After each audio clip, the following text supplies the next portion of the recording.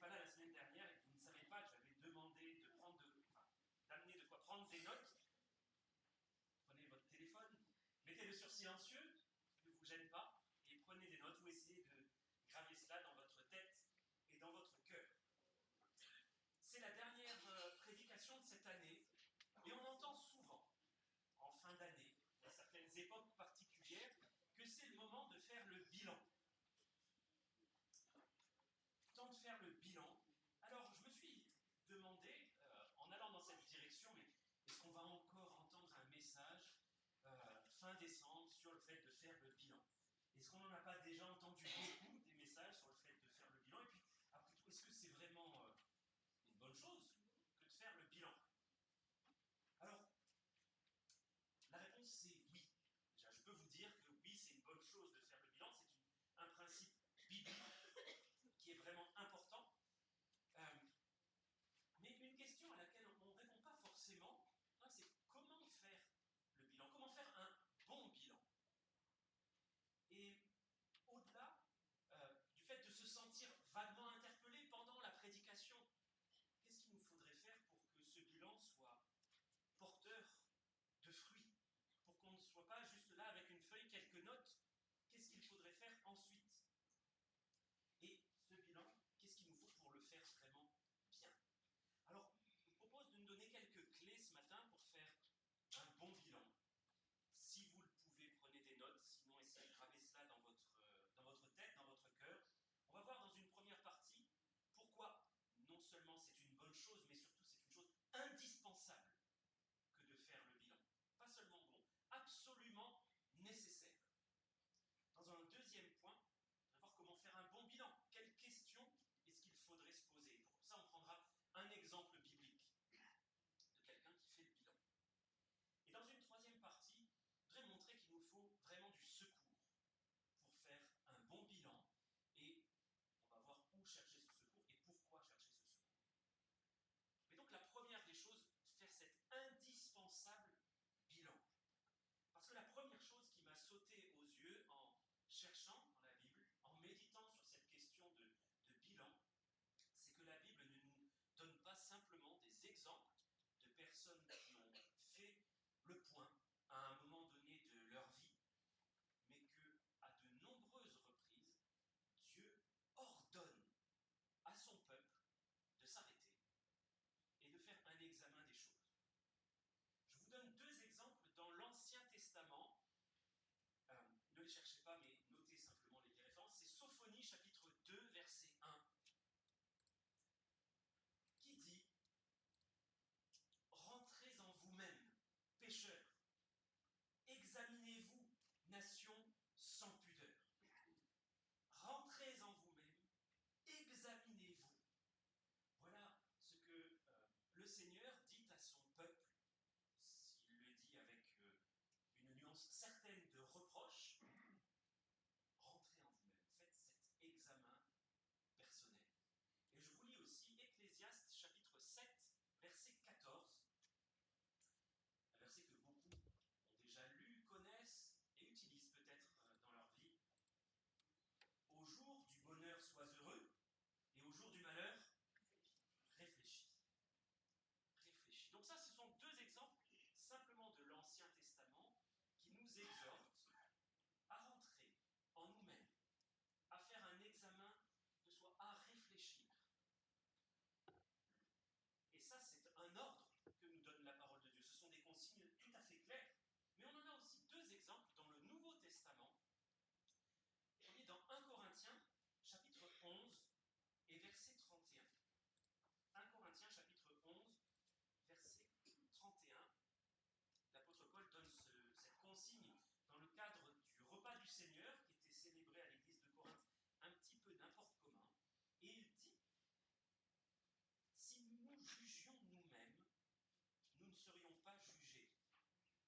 Mais quand nous sommes jugés, nous sommes châtiés par le Seigneur afin que nous ne soyons pas condamnés avec le monde. Donc il y a là cette invitation très claire à se juger soi-même, à faire un examen de soi, ce que ne faisaient pas les Corinthiens, et qui amenait, et là c'est très solennel, ça amenait le Seigneur jugement sur eux, puisque eux-mêmes ne pratiquaient pas cette sainte habitude d'introspection. L'introspection, c'est je vais regarder ce qu'il y a à l'intérieur. Et le Seigneur allait les juger pour leur montrer ce qu'il y avait à l'intérieur. Ce bilan, il est là pour se remettre en question, se poser des questions et se remettre en question. Est-ce que ce que je fais est bien? Est-ce que c'est juste? Est-ce que cela vient de bonnes motivations? Faire le bilan, c'est comme ça qu'on progresse. Et le Seigneur ne fera jamais l'impasse sur nos progrès. Jamais. Il s'est donné pour objectif non seulement de nous justifier, c'est-à-dire de nous enlever notre culpabilité, mais de nous rendre réellement semblables à Jésus-Christ. Comme on l'a chanté il y a quelques instants, te ressembler Jésus, c'est mon espoir suprême. Est-ce vraiment le cas, mon espoir suprême? Si nous n'avons pas cet objectif de progresser, eh bien le Seigneur va s'en charger lui-même. Mais il nous dit dans 1 Corinthiens qu'il vaut mieux que ce soit nous qui fassions cet examen volontairement, que nous soyons volontairement engagés dans la sanctification. La sanctification, c'est le progrès du chrétien, qui devient de plus en plus saint, de plus en plus semblable à celui qu'il dit servir. Est-ce que nous sommes engagés volontairement dans la sanctification, ou est-ce que nous laissons simplement le Seigneur nous ramener dans le chemin, comme le fait un berger? Vous savez, dans le psaume 23, il est écrit « Ta houlette et ton bâton me rassurent ».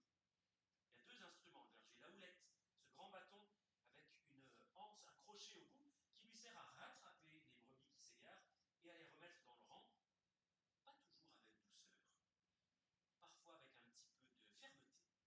Et le bâton a deux usages. Le premier, c'est de faire fuir l'ennemi, mais aussi parfois de corriger une brebis récalcitrante. Est-ce que nous faisons volontairement l'effort de rester dans le rang sur le chemin étroit?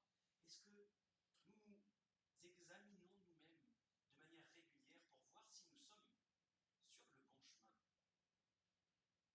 Ça, c'est vraiment important parce que si nous ne le faisons pas, c'est le Seigneur qui va le faire. Et ce ne sera pas forcément une partie de plaisir. C'est d'autant plus important qu'il nous est dit dans l'Épître aux Hébreux de rechercher la sanctification sans laquelle personne ne verra le Seigneur.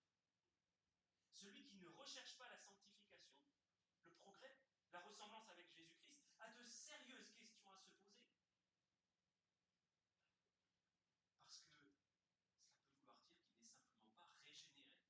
Il n'a pas reçu la vie. Il n'est pas un chrétien tel que la Bible le définit. Parce que le vrai chrétien cherche à progresser. Il y a en lui une semence incorruptible qui cherche à grandir, à s'épanouir. Alors il peut y avoir plusieurs obstacles à cela dans notre vie. Mais il y a quand même une dynamique, une puissance à l'œuvre dans la vie du chrétien qui l'amène à progresser. Vous savez, j'ai un exemple à vous donner par rapport à ce fait de s'examiner soi-même. Sinon, c'est le Seigneur qui va le faire. Je crois que j'ai déjà partagé cet exemple ici, concerne notre politique de rangement à la maison. Mes enfants ont pour charge d'examiner régulièrement leur chambre pour voir si elle correspond aux standards de rangement de la maison. Et ils savent que régulièrement, papa, maman va leur dire « range ta chambre, allez ranger votre chambre ». Mais ils savent aussi que s'ils ne le font pas de même, au bout d'un moment, après un certain nombre d'avertissements auxquels ils n'auront visiblement pas prêté attention, papa va venir faire le rangement, armé d'un grand sac poubelle. Et alors là, ça sera très rangé.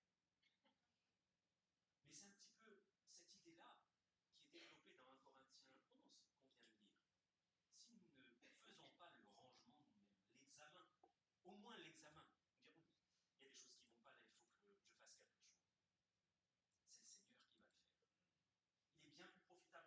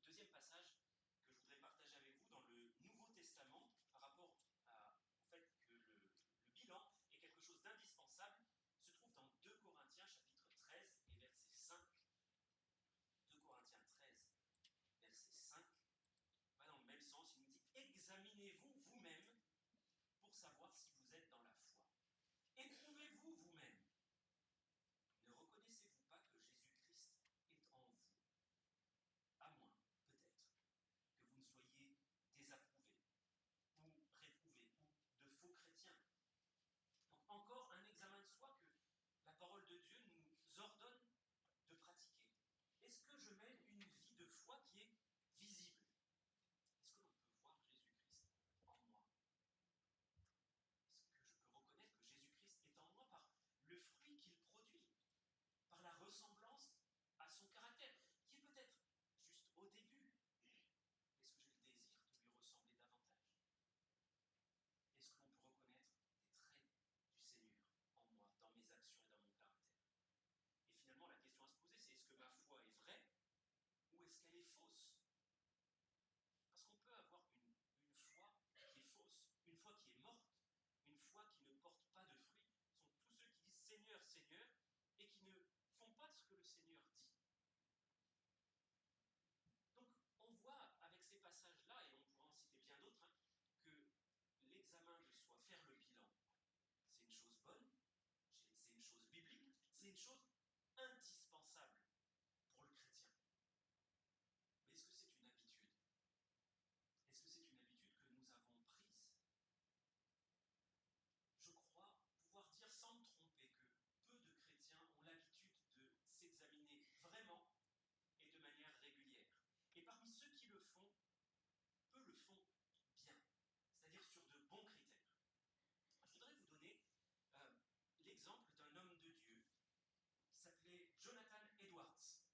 C'est un puritain, il a vécu au XVIIIe siècle, et il avait pris cette habitude sainte de s'examiner. Alors si vous regardez sur Internet, vous pouvez chercher les 70 résolutions de Jonathan Edwards. Il avait pris au mois de décembre, je ne sais plus de quelle année exactement, 70 résolutions pour marcher fidèlement avec le Seigneur. Et l'une de ces résolutions était résolu d'examiner chaque soir, en allant me coucher, dans quel domaine j'ai été négligent, quel péché j'ai commis, et si j'ai vécu de manière sacrificielle. Mais aussi, à la fin de chaque semaine, de chaque mois, de chaque année.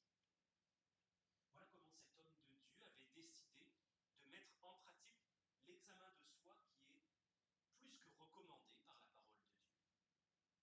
Il le faisait sur plusieurs critères quotidiennement, pour ne rien laisser passer. Parce que ce qui habitait son cœur, c'était le désir de ressembler à Jésus-Christ. Donc ces critères, à lui, étaient choisis par lui-même, c'était biblique, c'était évangélique, précis. Et je voudrais ce matin, c'est notre deuxième point, que l'on voit les critères d'un autre homme de Dieu, mais on va les voir dans la parole de Dieu cette fois-ci, dans 2 Timothée, chapitre 4 et verset 7. 2 Timothée, chapitre 4 et verset 7.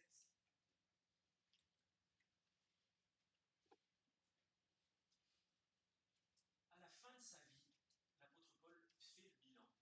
Il regarde en arrière et il examine sa vie sur 3 points. 2 Timothée 4, verset 7. J'ai combattu le bon combat. J'ai achevé la course. J'ai gardé la foi. Voici les 3 critères que l'apôtre Paul utilise lorsqu'il regarde en arrière, là il est vraiment à la fin de sa vie, pour se juger, pour s'évaluer. D'abord, il dit, j'ai combattu le bon combat. Ça, c'est une question qu'on peut se poser. Lui avait déployé de l'énergie, et il avait déployé de l'énergie pour la bonne cause, le bon combat. Alors, posons-nous la question, est-ce que nous mettons de l'énergie dans les choses qui plaisent à Dieu, les choses qui sont chères au cœur de notre Seigneur, les choses qui comptent pour lui, ou dans nos propres projets?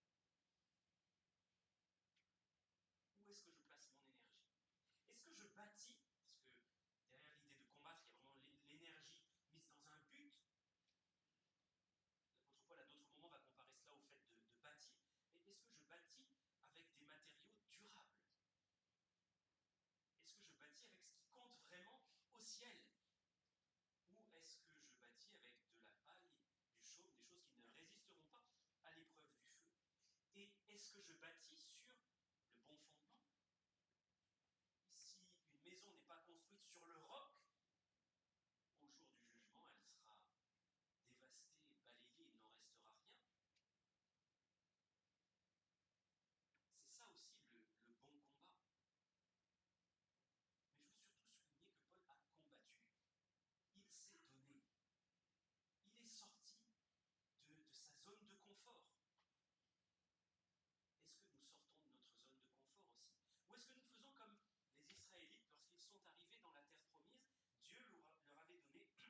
consigne. Vous allez aller au combat. Vous allez chasser ces nations ennemies, pécheresses, parce que je veux les juger. Et je veux les juger par vous. Alors certains ont obéi. Certaines tribus ont chassé les nations pécheresses que Dieu voulait juger. Et d'autres se sont donné bonne conscience en pactisant avec elles. Alors parfois ils les assujettissaient à un tribut, c'est-à-dire qu'ils les oppressaient un petit peu. Mais non, mais ils n'allaient pas jusqu'au bout, ils ne les chassaient pas. En fait, parce qu'ils ne voulaient pas combattre. Et Israël qui combat pour entrer dans la terre promise, c'est l'image du chrétien qui combat dans sa propre vie pour la sanctification, pour juger le péché en lui et le chasser. Et on retrouve cette importance de la sanctification. Paul dit, j'ai combattu le bon combat. Il a combattu pour vivre dans la sainteté. Est-ce que nous le faisons? Est-ce que nous menons le combat contre le péché qui se trouve en nous? Chasser de notre propre vie ce qui déplaît à Dieu.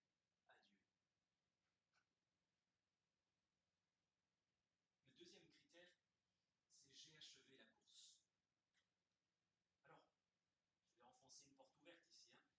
Il a achevé la course, ça veut dire qu'à un moment, il a commencé cette course. Ça veut dire qu'il est sorti et qu'il a commencé à courir. Pour commencer, il faut mettre un premier pied à l'étrier, un pied devant l'autre, et puis continuer. Ensuite, il y en a qui sont encore dans les vestiaires. Ils n'ont pas commencé la course. Il y en a même qui sont encore dans le canapé à la maison. Ils ne sont pas sortis. Ils n'ont pas commencé à mettre le premier pied. Il y en a qui disent, l'année prochaine, je me mets au sport. Pourquoi pas maintenant? Pourquoi attendre l'année prochaine? Parce que souvent, l'année prochaine, ça reste toujours l'année prochaine. Et on arrive le 1er janvier, on dit, oh, j'ai la flemme. Allez, l'année prochaine. Et en fait, on reporte toujours comme ça. Et il y en a qui le font avec le Seigneur. Ah, encore une dernière chose, Seigneur, et après je m'y mets. Et puis c'est encore une dernière chose, et après je m'y mets. Et finalement, on ne s'y met jamais. On reporte sans arrêt. Donc pour pouvoir achever la course, il faut déjà la commencer. Et il y en a qui font cela aussi avec l'Évangile, tout simplement. Seigneur, il y a une chose que je veux pas, à laquelle je ne veux pas renoncer. Je ne peux pas me donner à toi. Je veux attendre, je veux profiter encore avant de me donner à toi. Et on reporte, et on reporte, et on reporte. Et après, il est trop tard. L'heure de la grâce est passée. Donc Paul a achevé la course parce qu'il a commencé à la courir. Mais il l'a achevé parce qu'il a couru aussi. Il a continué à courir sans s'arrêter en chemin. Il y en a qui se sont arrêtés. Ils ont bien commencé, mais ils se sont arrêtés en chemin. Ils ont ralenti. C'est plus une course. C'est une petite promenade. On flâne en chemin. La vie chrétienne, ce n'est pas une promenade. C'est une course. Est-ce que je suis en train de courir? Ça ne veut pas forcément dire d'aller dans la précipitation, mais c'est l'idée d'un effort qui est constant. Est-ce que je cours ou est-ce que je me suis arrêté? Ou est-ce que je suis simplement un supporter de ceux qui courent? Il y en a un au Tour de France, ils aiment beaucoup le Tour de France, ce sont des sympathisants du Tour de France, mais ils ne vont pas pédaler. Alors moi j'en fais partie, je ne critique pas, je n'ai jamais mis le pied sur les pédales pour aller faire le Tour de France, mais il y a une différence entre celui qui pédale et celui qui est au bord de la route et qui encourage les autres.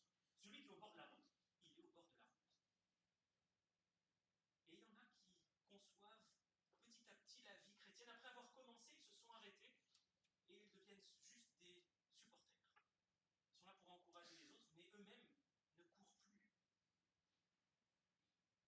Il y en a beaucoup qui, aujourd'hui, regardent des vidéos d'influenceurs chrétiens sans être influencés par les chrétiens. Et ça, c'est dramatique. Et puis Paul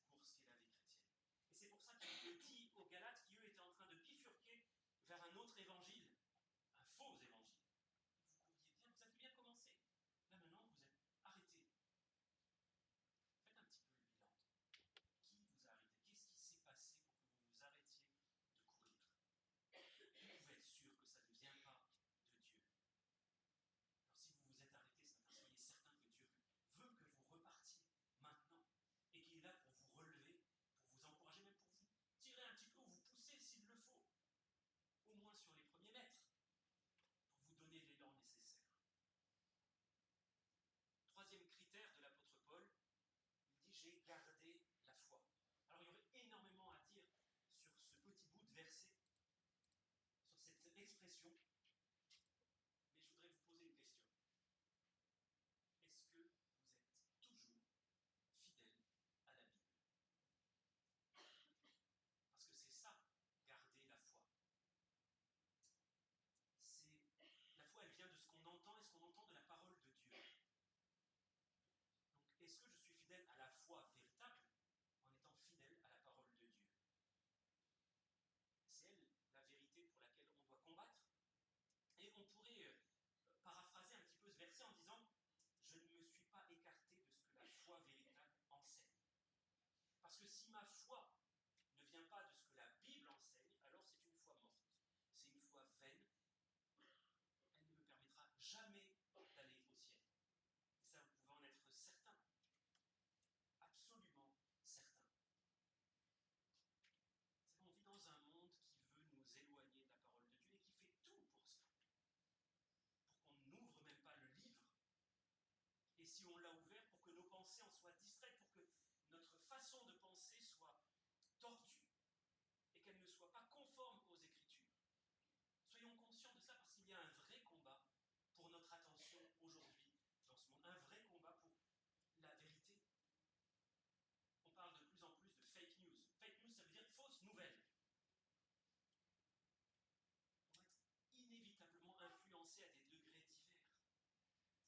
Donc quand il dit « j'ai gardé la foi », ça veut dire qu'il ne s'est pas éloigné de la parole de Dieu. Il s'y est accroché de toutes ses forces, cherchant à être influencé par le livre de Dieu et pas par la pensée du monde.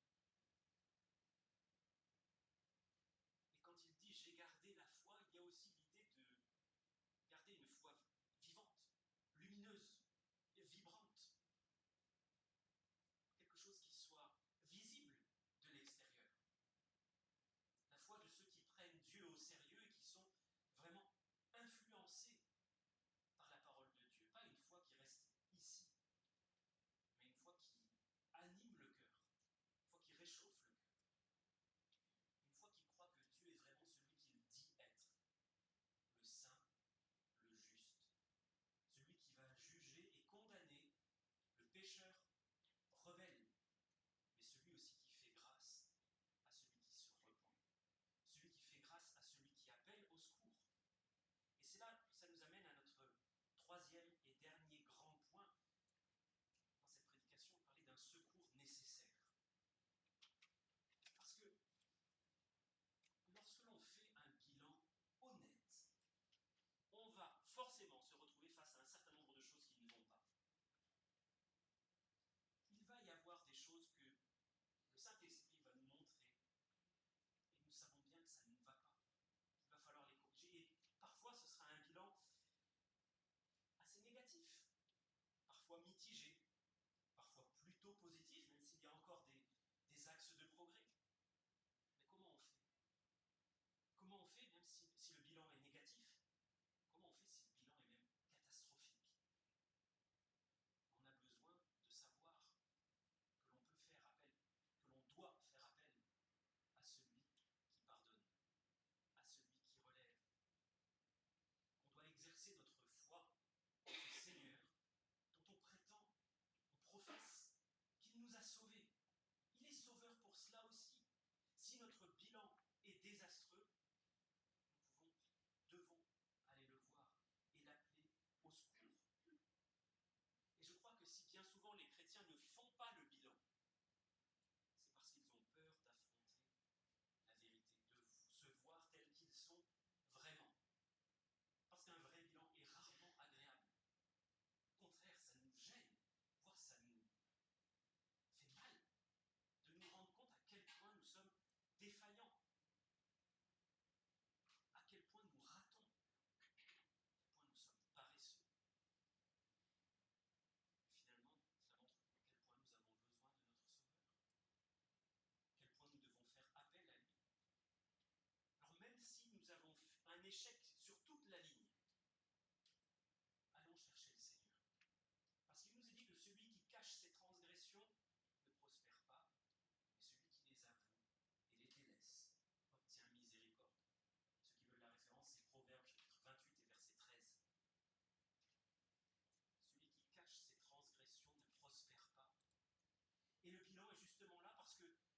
nous arrêter un instant, réfléchir, méditer. En comptabilité, un bilan, c'est une photographie. Photographie au 31 décembre de l'état des comptes. On est censé faire ce bilan de manière régulière dans notre vie. Pas forcément attendre le 31 décembre pour le faire. Jonathan Edwards le faisait chaque jour. Qu'est-ce qu'a été ma journée? Il le faisait à la fin de chaque semaine, à la fin de chaque mois et de chaque année. Ça implique d'avoir un certain nombre de bons critères objectifs sur lesquels s'examiner, d'avoir de la constance et de la persévérance aussi. Ça veut dire qu'il a eu recours au Seigneur. Parce que je ne peux pas imaginer un seul instant que Jonathan Edwards, ou même l'apôtre Paul, ait toujours eu un bilan parfait. Ça n'est pas possible. Parce que Jonathan Edwards, l'apôtre Paul, étaient des pécheurs comme nous sommes tous. Des hommes de la même nature que nous.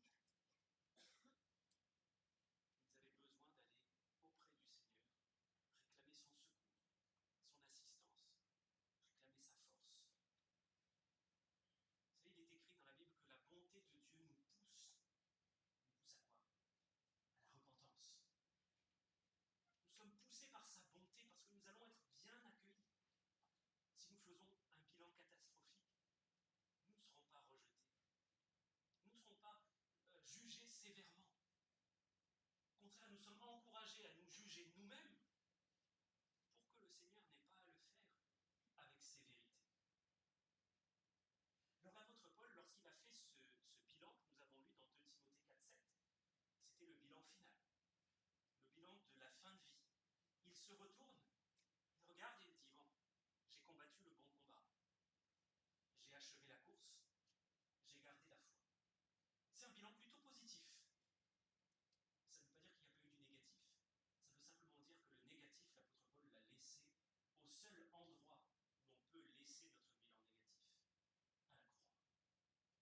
C'est là où il faut aller porter nos misères, nos incapacités, nos désobéissances, notre manque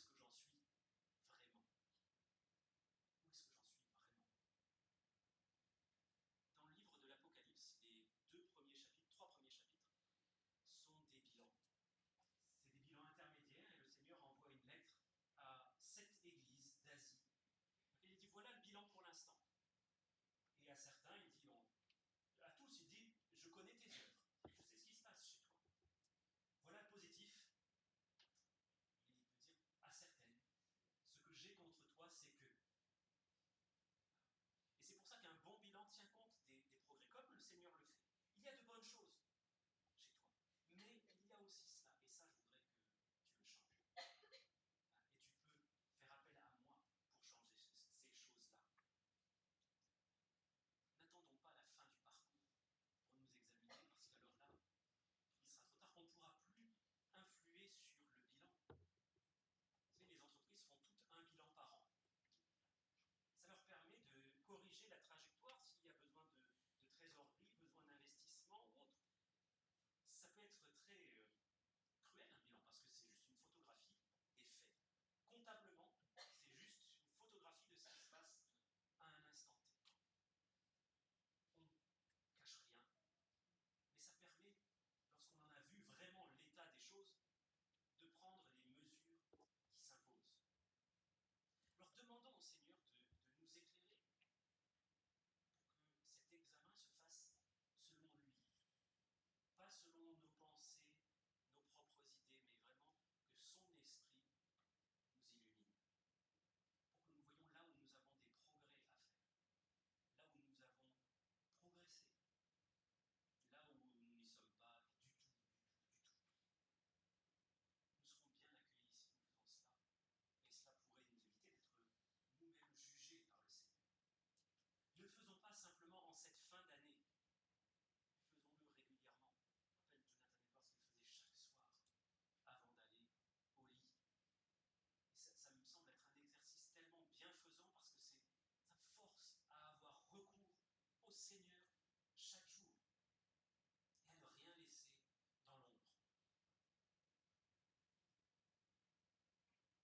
Je vous lis encore pour terminer, une dernière résolution de Jonathan Edwards pour influencer notre pensée et nous amener à considérer aussi ce bilan peut-être sous un autre aspect. Il disait « Résolu de ne jamais faire quoi que ce soit que je n'oserais pas faire si c'était la dernière heure de ma vie. » Résolu de ne jamais faire quoi que ce soit que je n'oserais pas faire si c'était la dernière heure de ma vie. Imaginez qu'il vous reste 1 heure à vivre. Et essayez de vivre tout le temps comme si cette heure était en quelque sorte la dernière. Si vous savez que le Seigneur revient dans 1 heure, qu'allez-vous faire? N'allez-vous pas vous mettre à l'œuvre pour qu'il vous trouve étant veillant, étant actif, et qu'il ne vous trouve pas étant oisif, ignorant de sa présence, ignorant de ce jugement qui un jour viendra du tribunal de Christ, ou du tribunal du grand trône blanc pour ceux qui ne se seront pas donnés à lui. Alors que le Seigneur vienne à notre aide pour faire cela, pour faire ce simple examen de nous-mêmes. Je vous ai dit la semaine dernière, je vous donnerai des devoirs. Ce n'est pas seulement prendre des notes ou garder cela en tête, mais je vous donne comme devoir de faire ce bilan-là pour la semaine prochaine. Vous n'aurez pas à me le partager, vous n'aurez pas à le partager publiquement, c'est entre Dieu et vous. Faites ce bilan-là. Et je vous propose qu'on en discute la semaine prochaine, lors de la prédication, parce que je voudrais donner une suite à cela, parce qu'une fois qu'on a fait le bilan,